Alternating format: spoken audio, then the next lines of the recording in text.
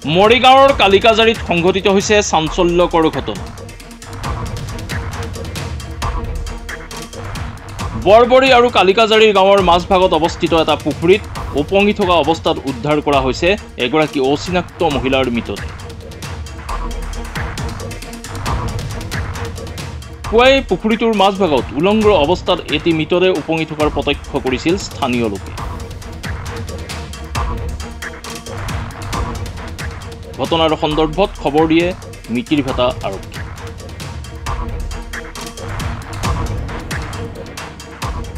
ইতিমধ্যে ঘটনাস্থলীত উপস্থিত হয় মিকিৰভেটাৰ আৰক্ষীৰ এটা দল।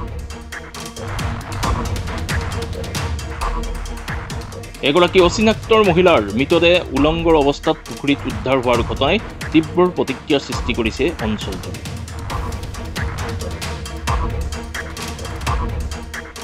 বৰ্তমান সময়লৈকে মৃত মহিলাগৰাকীক চিনাক্ত কৰিব পৰা নাই আৰক্ষীয়ে।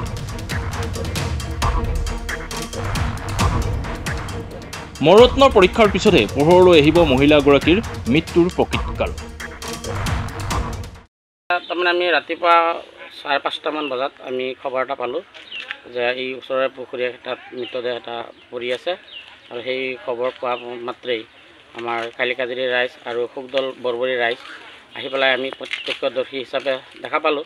দেখো এই যিখন পুখুৰী দেখা পাইছে, এই পুখুৰীতেই সেই চুকটোতে মহিলাগৰাকী পৰি থকা আমি মানে এতিয়া সম্পূৰ্ণ হৈছে। আগতে আমি ছোৱালী বুলি ভাবিছিলোঁ, কিন্তু ছোৱালী নহয়, মহিলা। এতিয়ালৈও মানে মহিলাগৰাকী চিনাক্ত হোৱা নাই।